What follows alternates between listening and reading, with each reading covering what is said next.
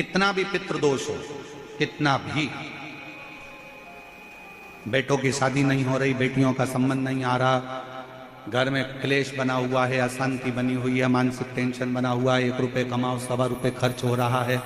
कोई समझ में नहीं आ रहा, कोई रास्ता नहीं सूझ रहा, एक चावल का आखा दाना लेकर परिंदे के पास, परिंदा जानते हो सब लोग, हंडा मटका, पानी भरने का मटका, हंडा घड़ा गगरा, जो घर के रसोई घर में जो पानी का स्थान होता है, एक चावल का दाना रसोई घर में रखकर उस चावल के दाने को साथ में लेकर और 1 लोटा जल हंडे का, मटके का, परिंदे का, घड़े का भरकर जाइए और वो परिंदे का पास का चावल का दाना और 1 लोटा जल, पहले चावल का दाना शिव जी के शिवलिंग पर समर्पित करो, फिर 1 लोटा जल,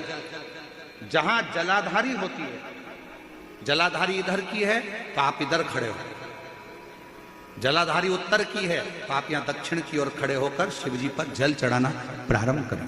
यहां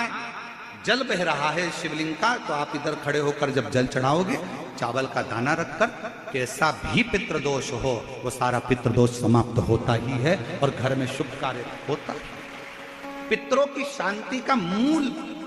क्रम है शंकर की स्तुति।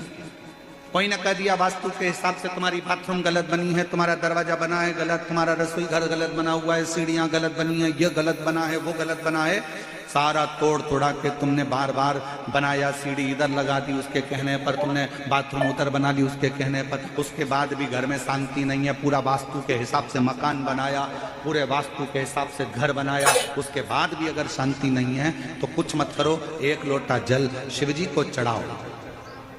और शंकर जी को 1 लोटा जल चढ़ाकर वही जल अशोक सुंदरी पे चढ़ाओ, गणेश कार्तिकेय पर चढ़ाओ और वही जल उठाकर थोड़ा सा लेकर आओ, घर के 4 कोने में उस जल को छींटना प्रारंभ करो, वास्तु दोष अपने आप समाप्त हो जाएगा। आपको बाथरूम बदलने की जरूरत नहीं, घर बदलने की जरूरत नहीं, व्यापार बदलने की जरूरत नहीं, अपने आप धीरे धीरे धीरे धीरे बदलता चला। पर विश्वास